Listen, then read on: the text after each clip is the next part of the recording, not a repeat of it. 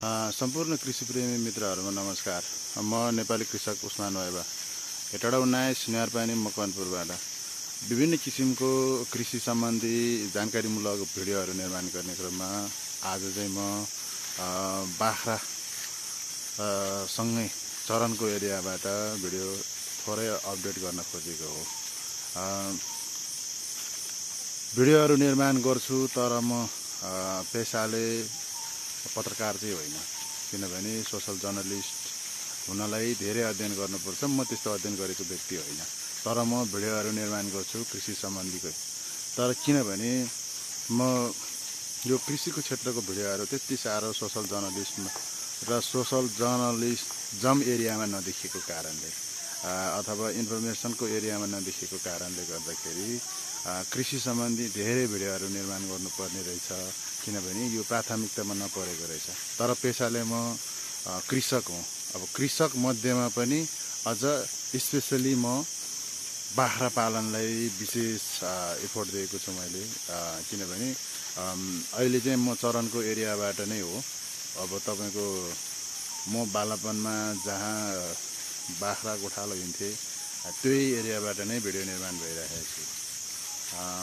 आशा छ पक्कै पनि तपाईहरुलाई यो भिडियोहरू चरनको भिडियोहरू पक्कै पनि तपाईहरुलाई अविस्मरण रहने होला होस् भन्नको लागि हो। यो कृषि भन्ने बित्तिकै यदि संघर्षशील क्षेत्र हो जस्तो लाग्छ मलाई चाहिँ। अब किनभने यदि संघर्षशील क्षेत्र होइन भने सबैजना कृषिकै क्षेत्रमा पक्कै पनि लाग्नुहुन्थ्यो होला। अहिले चाहिँ हामी अलिकति तल्लो एरियामा, यहाँभन्दा धेरै तल हो हामी बस्ती चाहिँ, अलि माथिल्लो एरियामा चरनमा आछौँ। चरनको अवस्था चाहिँ यस्तो छ, किनभने नेपालको करिब 70% भन्दा बढी जनसङ्ख्याहरूले करिब मलाई जहाँसम्म लाग्छ पहाडी बेल्टको जनसङ्ख्याहरूले बाख्रा पालन यसरी नै गरेका छन् र बाख्रा पालनलाई स्थायित्व पनि यसरी नै गरिरहेको छ कि। अब अहिले म नयाँ व्यावसायिक गरिरहेको व्यक्ति हो भनेर जुन ठुल्ठुलो गीत गाउँदै हिँड्नु भएको छ उहाँहरू त भर्खर के भन्छ नयाँ जोगीले धेरै खरानी घस्छ भने जस्तै हो। तर वास्तविक किसानहरूले चाहिँ यो पहाडी बेल्टमा गर्ने जति नै यो पेसा गर्ने मान्छेहरूले चाहिँ जुन कृषकहरूले चाहिँ गर्ने सिस्टम यसरी नै हो। मात्र अब हामीले राज्यले पहुँच पुगेको छैन, त्यो ठाउँमा नजर पुगेको छैन। मात्र त्यो किसानहरूको लागि उपयुक्त होस् भनेर देख्नको लागि र उहाँहरू पनि त्यो क्षेत्रमा राम्रो गरोस् भन्नको लागि चाहिँ चरण क्षेत्र सुधार गर्नुपर्छ जस्तो लाग्छ मेरो विचारमा है। चरण क्षेत्र सुधार भन्नाले अब अरू केही पनि पर्दैन। प्रोटिनयुक्त खानाको लागि डाले घाँसहरूको बिउहरूको व्यवस्थापन गरिदियो भने पक्कै पनि बाख्राहरू र किसानको लेभल पक्कै पनि माथिल्लो उठ्थ्यो होला जस्तो लाग्छ मलाई। किनभने अब हामीले जे देख्न सकिन्छौँ, म अस्ति चितवनको बाख्रा फार्महरूमा पुगेर आयौँ। यहाँ चाहिँ त्यत्रो एरियामा 3वटा ब्लक बनाउनु भएको रहेछ। उहाँहरूले चरनको एरियामा बिचमा चराएर आराम गर्नको लागि गोठहरू पनि निर्माण गर्नुभएको रहेछ र फार्ममा आराम गर्ने ठाउँ छुट्टै छँदैछ। अनि पानी खाने ठाउँहरू पनि ठाउँमा बनाउनु भएको रहेछ। तर हामीलाई त्योहरूको आवश्यकता छैन नेपालमा, किनभने प्रशस्त जङ्गलहरू छ। आफ्नो पाएक पर्ने ठाउँहरूबाट चरनमै काम गरेर आएको भएपछि पाएक पर्ने ठाउँहरूबाट त्यही ठाउँमा चाहिँ अब अलिकति हाइब्रिड सिस्टमको अलिकति आजको सिस्टममा आएका अलिकति डाले घाँसहरूको अनि भुइँ घाँसहरू पनि अब त्यो बहुवर्षहरू पायो भने पक्कै पनि चरण क्षेत्रमा लगाउने हो भने, स्वत रूपमा चाहिँ यो भ्रष्टाचार नगरिकन गर्ने हो भने पक्कै पनि बाख्रा पालन क्षेत्रमा चाहिँ अझै मान्छे टिकिन सक्छ क्या। टिकिने होइन, साना किसानहरूलाई सोचेर तपाईँहरूले नीति बनाउनु भयो भने पक्कै मलाई जहाँसम्म लाग्छ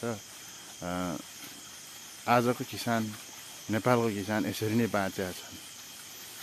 अब नीति ल्याएर त्यो सानो किसान बाँच्ने सक्ने आधारको नीति नल्याउने हो भने नेपालमा कृषकै रहँदैन। अब मेरो विचारमा त्यो लाग्छ।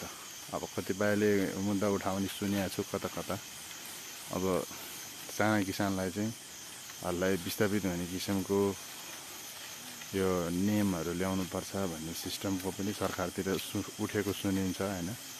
त्यो अलिकति जायज नहुन सक्छ। अब म गर्छु भन्ने मान्छेले त गर्न दिनुपर्छ होइन। बाख्रा पालन क्षेत्र चाहिँ एकदम सङ्घर्षमय चाहिँ छ, तर ठुलो आशा राख्ने चाहिँ होइन।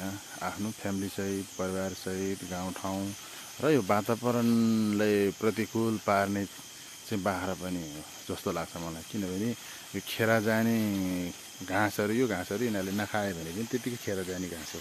यिनले खान्छन्, यहीँ हग्छन्। प्रकृतिले दिएको चिजले, चेन सिस्टमले मल बनाउँछन् र यहीँ हग्छन्।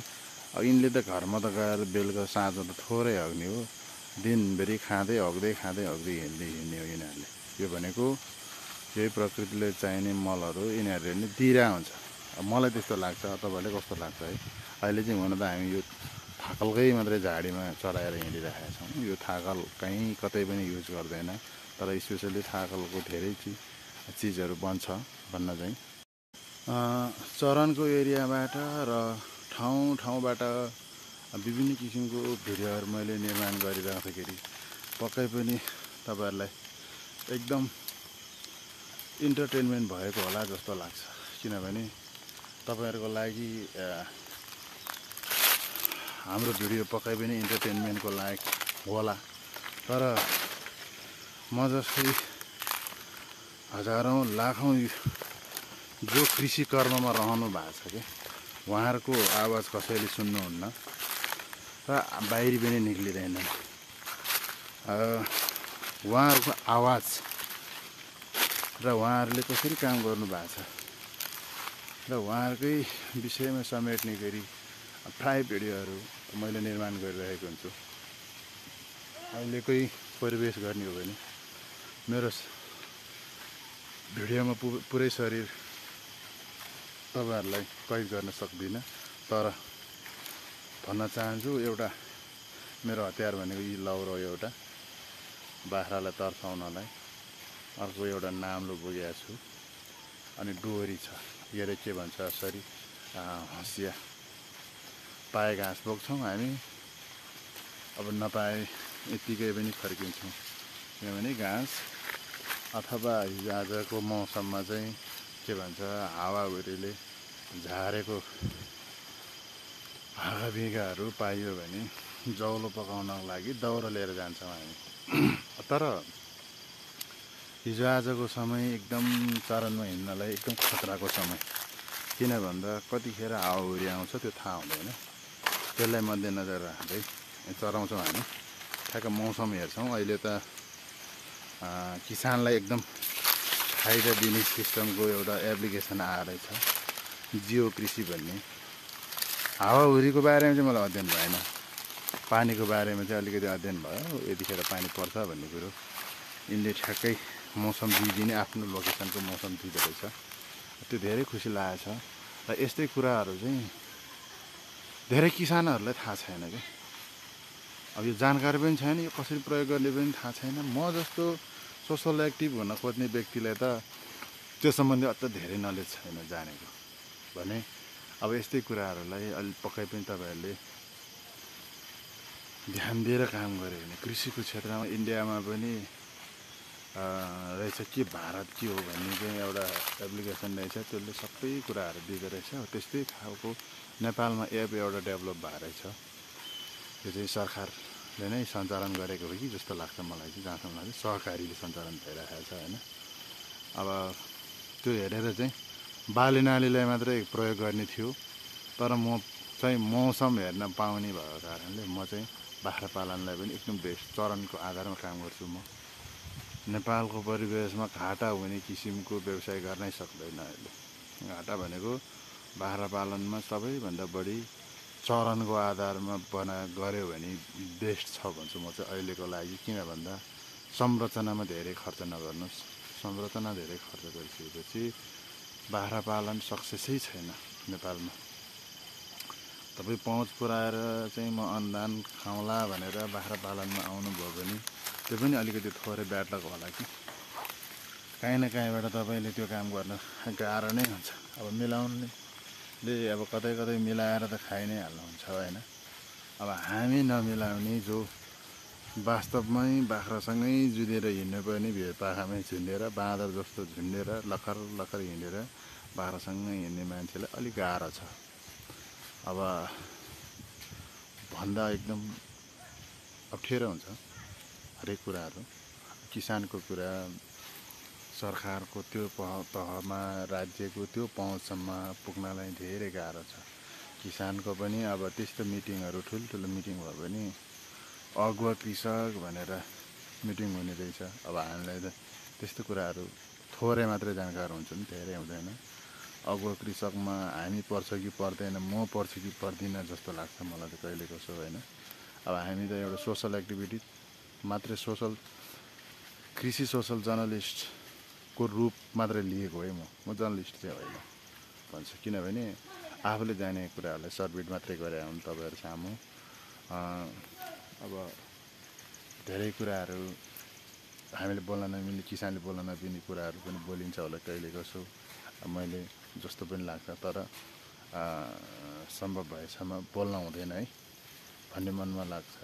किसान हो, किसानले धेरैको मर्म बुझ्छ होइन। किसान भनेको एउटा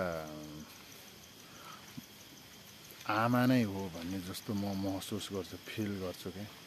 किसानले धेरैको समस्या बुझ्छ, तर कुनै पनि तहले किसानको समस्या बुझ्दैन जस्तो लाग्छ मलाई चाहिँ होइन। अब यस्तै हो, यस्तै झन्झट र झमेलामै संसार बाँचेको छु। अब यस्तै हो।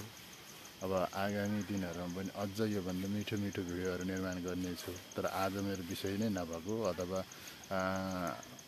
त्यस्तो ठाउँमा नपुगेको कारणले गर्दाखेरि आजको अपडेटको लागि मैले चरनको एरियाबाट भिडियो यति मात्रै निर्माण गरेँ। किसानको लागि एउटा लाइक अनि एउटा कमेन्ट अनि एउटा भिडियो सेयर पनि गरिदिनु ल। हस्, धन्यवाद।